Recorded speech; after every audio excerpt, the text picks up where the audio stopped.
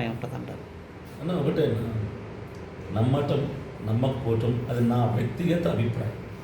ఎందుకంటే నేను చాలా సందర్భాల్లో నాతోటి జతపని వాళ్ళైన సేవకు పాస్టర్ల మీద దాడులు జరిగినప్పుడు పోలీస్ డిపార్ట్మెంట్ వాళ్ళ నుంచి సరైనటువంటి న్యాయం జరగలేదు అని నేను చూశాను. కాబట్టి నాకు ఈ ఇన్సిడెంట్లో కూడా జరగదేమో అని నేను అనుకుంటున్నప్పుడు నాతో ట్రావెల్ అయినప్పుడు ఆ సంఘటన స్థలంలో ఆ ఇద్దరిని, ఒక మైనర్ బాబుని, ఒక 35 ఏళ్ళ అబ్బాయిని తీసుకెళ్లారు. వాళ్ళని చిత్తుగా కొట్టారు, వాళ్ళని ఒప్పించే ప్రయత్నం చేస్తున్నారు అని నాకు ఇన్ఫర్మేషన్ మాత్రం వచ్చింది. సో నాకు న్యాయం జరగదేమో అనిపిస్తుంది, నా ఒపీనియన్. అయితే ఈ దాడి వెనక ఉన్నటువంటి వ్యక్తులు ఎవరై ఉన్నారని మీరు భావిస్తున్నారు? పొలిటికల్ అంటున్నానండి. మరి ఎవరు అన్నది నేను పర్టికులర్గా మన నేమ్ మెన్షన్ చేసి చెప్పలేను. మరి పొలిటికల్ హస్తం అయితే ఉంది, రాజకీయ హస్తం అయితే ఉంది. అది ఏ పార్టీ, ప్రతిపక్షమా, ప్రభుత్వమా, ఎవరా, ఏ నాయకుడా, ఏ అధికారం అన్నది నాకు తెలియదు. దేవుడికి తెలుసు. ఇంకా నేను నిరూపించాల్సిన పని లేదు, నిరూపించడం మరలా నేను రెస్పెక్ట్ పెట్టాల్సిన పని లేదు. నాకు కావాల్సింది ప్రజల సమస్యల మీద పోరాడుతూ ముందుకెళ్ళటమే. అదే పాడేరు నియోజకవర్గంలో ఈరోజు వందలాది మంది గ్రామస్తులు నా కోసం ఎదురు చూస్తున్నారు, విలవిల్లాడిపోతూ ఏడుస్తున్నారు. వాళ్ళు ఈరోజు నా కోసం ఇంటి బిడ్డలాగా, వారి కుటుంబీకులాగా. వాళ్ళు నాకు చెప్తున్నారు, అన్న మీరు రండి, ఎవరిని చెప్పినా మాకు మీరు కావాలని. నా ప్రజల కోసం నేను వస్తున్నాను. అదే పాడేరు నియోజకవర్గంలో పాదయాత్ర, పర్యటన, గ్రామ సమస్యల మీద పోరాటం కొనసాగుతూనే ఉంటుంది. ఈ పోరాటం ఇక నా ప్రాణం ఉన్నంత వరకు ఆగదు. దాడి జరిగిన తర్వాత పోలీసులకు సంబంధించినటువంటి హైయర్ ఆఫీసర్స్ ఎవరైనా మీతో మాట్లాడడం కానీ, మీ వద్దకు రావడం కానీ, ఏం జరిగిందనే విషయాన్ని తెలుసుకోవడం కానీ జరిగిందా? ఎవరు రాలేదు, ఏమీ తెలుసుకోలేదు. నా క్రైస్తవ సమాజంలో ఉన్నటువంటి పెద్ద నాయకులు వాళ్ళు నా కోసం వచ్చారు. భీమవరం నుంచి, హైదరాబాద్ నుంచి, కాకినాడ నుంచి, వైజాగ్ నుంచి, ఇతర ప్రాంతాల నుంచి, హైదరాబాద్, తెలంగాణ, ఆంధ్రప్రదేశ్ నుంచి క్రైస్తవ నాయకులందరూ నా కోసం, నా మీద ప్రేమతో, మావాడు అనేటువంటి ఇష్టంతో వచ్చారు. కానీ డిపార్ట్మెంట్ తరఫున కానీ పొలిటికల్గా కానీ ఎవరు నా కోసం రాలేదు, నన్ను పరామర్శించారు. మీ దాడికి సంబంధించి చాలా వరకు కూడా క్రైస్తవ సంఘాలంతా కూడా ఖండిస్తున్నటువంటి పరిస్థితి ఉంది. మరోవైపు చూసుకుంటే ఈ దాడిని మీరే చేయించుకున్నారంటూ కూడా ఒక రకమైనటువంటి వీడియో ప్రస్తుతం సోషల్ మీడియాలో హల్చల్ చేస్తుంది. ఇది రియల్ వీడియో అంటారు, లేదని ఎవరైనా ఫేక్ చేసి పెట్టారంటారు? ఒకటన్నా, మీరు చూసిన దెబ్బలు అయితే రియలే కదా, ఇవన్నీ స్టిక్కర్లు కాదు కదా. దెబ్బలు రియల్ అయినప్పుడు ఇన్సిడెంట్ కూడా, సంఘటన కూడా రియలే. ఎందుకంటే ఏ పిచ్చోడు కూడా కావాలని కోపించుకోడు, కావాలని పొడిపించుకోడు. నాకు పేరు లేదా? మంచి పేరు ఉంది క్రైస్తవ సమాజానికి, నేను తెలుసు. కొన్ని పాడేరులో గ్రామాల్లో నాకు పేరు లేదా? వందల మంది హృదయాలు దోచుకున్నా, మంచి పేరు ఉంది. నాకు ఏం కావాలి? ఇంకా దాడి చేయించుకునే అవసరం, కర్మ నాకేంటి? ఒకసారి ఆలోచించండి ప్రజలు. రెండో విషయం ఏంటంటే, రేపటి రోజున నాతో ఉన్న వాళ్ళే వచ్చి మేమే చేశాము, అభినయ దర్శనం చేయించాడు అన్నా కూడా ఆశ్చర్యపోవాల్సిన పని లేదు. ఎందుకంటే 4 లాఠీ దెబ్బలు వేస్తే ఎవడైనా భయపడి వాళ్ళు చెప్పమన్నది చెప్తారు, వాళ్ళకు నచ్చినట్టు చెప్తారు. ఇది జనరల్గా ఆ ప్లేస్లో నేనున్నా అలాగే చెప్తాను. పోలీసులు దెబ్బలు అలాంటివి. సో ఎలాంటిది నాతో ఉన్న వాళ్ళు చెప్పినా సరే, ఏ ఎవిడెన్స్లు బయటికి తీసినా సరే, ప్రవీణ్ పగడా విషయంలో సీసీ ఫుటేజ్లే తీశారు. 4 రకాల బ్రాండ్లు తాగినట్టు కూడా వీడియోలు తీశారు. వీడియోలు సృష్టించిన వాళ్ళకి ఫోటోలు సృష్టించడం పెద్ద లెక్క కాదు, ఏదైనా సృష్టించవచ్చు. నేను ప్రజలందరికీ చెప్పాలనుకుంటుంది ఒకటే, ఇది నేనే చేయించినానని చెప్పినా, ఇది ఫేక్ అన్నా, ఇది డ్రామా అన్నా, నేనే పొడుచుకున్నాను అని చెప్పినా, నేను ఒకటే చెప్తాను, నా వల్ల ప్రజలకి నష్టం, కీడు, ఇబ్బంది లేదు. నా పని నేను చేసుకుంటూనే వెళ్తాను తప్ప మీరు నా మీద నిందలు వేసినంత మాత్రాన నా ఉద్యమం, నా పోరాటం, నా కృషి, నా ప్రయత్నం నేను ఆపను. ఇది కొనసాగుతూనే ఉంటుంది. నా గాయం నయమైన తర్వాత 3-4 రోజుల్లో యథావిధిగా అదే పాడేరు నియోజకవర్గంలో నా పనులు నేను సాగించుకొని ప్రజలతో ముందుకెళ్తాను. మొదటిగా ఏంటంటే, పార్టీ భరోసా పార్టీకి ఆంధ్రప్రదేశ్ అధ్యక్షుడిని నేను పాదయాత్ర పార్టీ పెట్టకముందు నుంచి నా సిపిఎఫ్ ఆర్గనైజేషన్ ద్వారా జనవరి 27 నుంచి పాదయాత్ర చేస్తున్న అరకు నియోజకవర్గంలో ప్రారంభించి ఏప్రిల్ 23వ తారీఖు నుంచి పాడేరు నియోజకవర్గంలో పాదయాత్ర చేస్తున్నాను. పాదయాత్ర చేసినప్పుడు నాకు ఎక్కడ వ్యతిరేకత లేదు, ఎక్కడి నుంచి బెదిరింపు కాల్స్ లేదు. ఎప్పుడైతే నీరు తోటపాలెం అనే గ్రామం మీద గ్రౌండ్ రిపోర్ట్ తీశానో నీటి సమస్య మీద, అప్పుడు నాకు వ్యతిరేకత ప్రారంభమైంది. అది ఫోన్ చేసిన వాళ్ళు ఏమన్నారంటే, నువ్వేంటి మా గ్రామాలకు వచ్చి మా సమస్యల మీద మాట్లాడు, నీ ఊరేంటి, ఎక్కడో కడపవాడివి, నీకెందుకు పాడేంత పని, నీకెందుకు నీరుతోటి పలుంటి పని, ఫస్ట్ ఆ గ్రామాన్ని విడిచిపెట్టి వెళ్ళు, లేదంటే నిన్ను సుపారీచి చంపించేస్తావు, మాకు ఎమ్మెల్యే లేడా, మా ఎమ్మెల్యేకి నువ్వు చెడ్డపేరు తెస్తున్నావు అని మాట్లాడితే నేను అన్నాను, నేను వెళ్ళనండి, మీరు పరిష్కరించడానికి ఫీల్డ్లో దిగండి, నేను వెళ్ళిపోతానని చెప్పాను.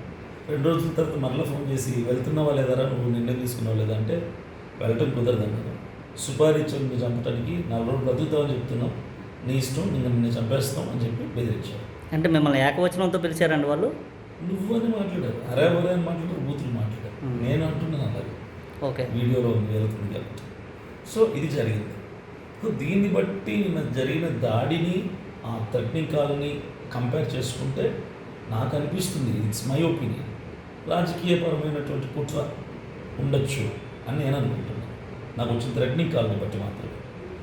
అంతే తప్ప ఇది మతపరమైనది అయితే కాదు. అంటే పార్టీ పెట్టినప్పుడు ఏ థ్రెటనింగ్ కాల్స్ రాలేదు, పాదయాత్రలో థ్రెటనింగ్ కాల్స్ రాలేదు, పాడేరు నియోజకవర్గంలో గ్రామ సమస్యల మీద మాట్లాడుతున్నప్పుడు స్టార్ట్ అయ్యే థ్రెటనింగ్ కాల్స్. ఈ సమస్యల మీద నువ్వు మాట్లాడద్దు, మా నాయకులు ఉన్నారు, మా ఎమ్మెల్యే ఉన్నాడు, మేము మాట్లాడుకుంటాం, నీవెవరు మాట్లాడడానికి, వెళ్తావా చంపేయాలా అంటూ మొదలుపెట్టారు. నిన్న మీ పైన దాడి చేసే సమయంలో వాళ్ళు ఏదైనా మాట్లాడుకోవడం కానీ సమ్ కోడ్ లాంగ్వేజెస్ కానీ ఏమైనా మీరు అబ్జర్వేషన్ ఏమైనా చేశారా? ఏమీ లేదండి, ఇదంతా కూడా జస్ట్ 3 minutesలో జరిగిపోయింది, 2 to 3 minutesలో జరిగిపోయింది. వాళ్ళు ఒక్క మాట మాట్లాడలేదు, వాళ్ళు ఎలాంటి లైన్ సెంటెన్స్లు కానీ లేదా నన్ను వార్నింగ్ ఇవ్వటం కానీ ఏమీ లేదు, జస్ట్ కొట్టారు, వెళ్ళిపోయారు. రావడంతోనే దాడి చేశారు. అసలు దాడితోనే మొదలైంది. Hmm. మా వెహికల్ ఆపకముందు దాడి చేశారు కదా, ఉమ్. మా కారు ఆగకముందు దాడి చేశారు, రాళ్ళతో కొట్టారు. మేము దిగంగానే నా చేతులు పట్టుకుని లాక్కెళ్ళిపోయారు, బీర్ బాటిల్ పగలు కొట్టి ఎక్కడ పడితే అక్కడ గీరేశారు. ఇది జరిగింది. ఎంతమంది దాడిలో పాల్గొన్నారండి? 4 దాడి చేశారు. నాకు తెలిసి 5 మంది వచ్చారు అనుకుంటున్నారు, నేను చూసినప్పుడు 5 మంది ఉన్నట్టున్నారు. దాడి చేసింది అయితే 4. సో ఆ 4 దాడి చేయగానే అక్కడ ఉపాధి హామీ పనులకు మధ్యాహ్నం 4 గంటలకు ఫోటో తీసుకుంటే కదా, ఆ టైంలో జనం వెళ్తున్నాడు చూసి వాళ్ళు వదిలేసి ఎస్కేప్ అయిపోయారు. జనం వచ్చి ఉంటారు. అంటే అన్న ఇప్పుడు గిరిజనుల నాన్ ట్రైబ్స్ అని కనుక్కునే అవకాశం నాకు లేదు.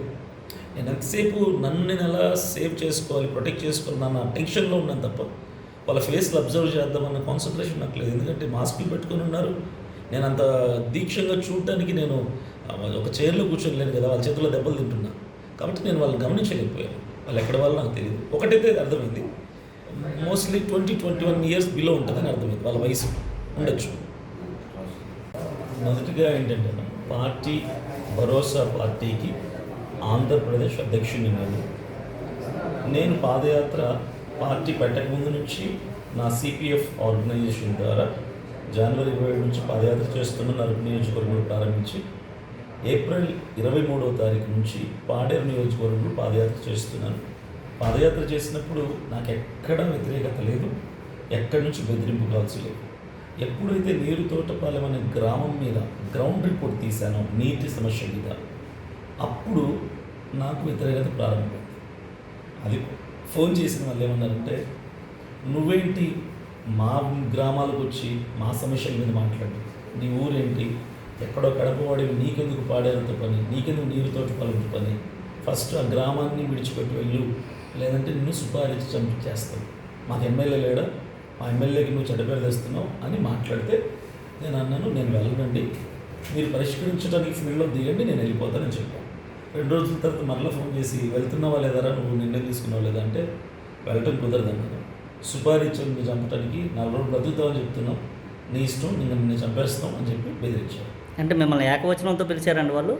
నువ్వు అని మాట్లాడారు, అరే ఒరే అని మాట్లాడారు, బూతులు మాట్లాడారు. నేను అంటున్నాను అలాగే, ఓకే. వీడియోలో వెళ్తుంది కాబట్టి.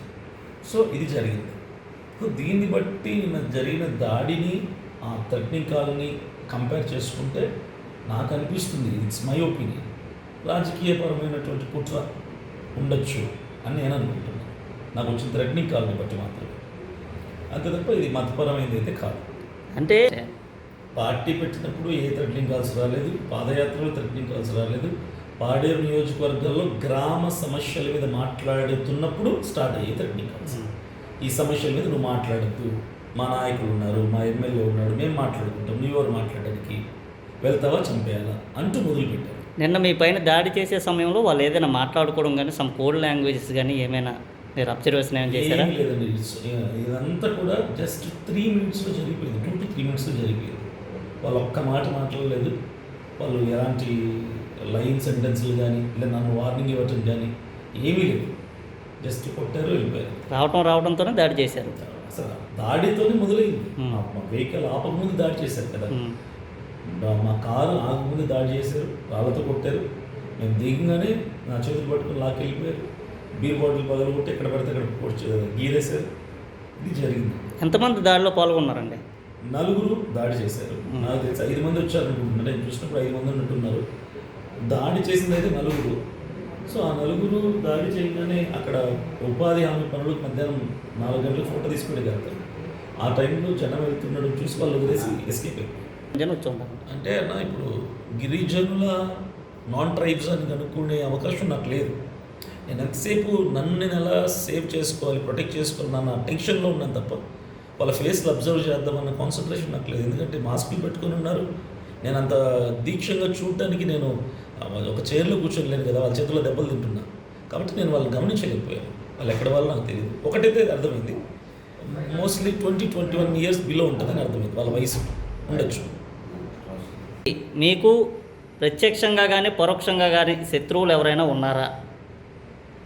నాకైతే నేనైతే వ్యక్తిగతంగా ఎవరిని శత్రువులు చేసుకోలేదు. నా లైఫ్లో శత్రువులు ఎవరు లేరు.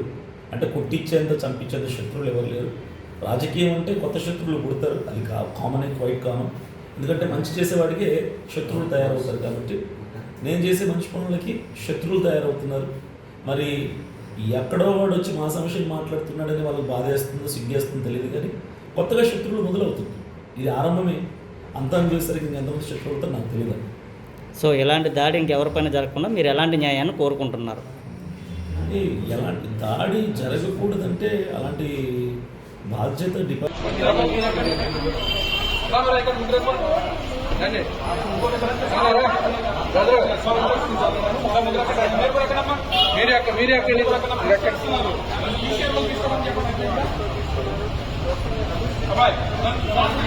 రండి రండి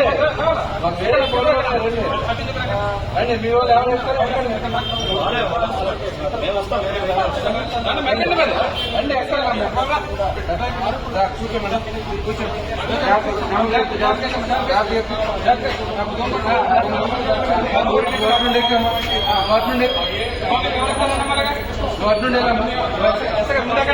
సహకరించినటువంటి వాళ్ళని కూడా పోలీసులు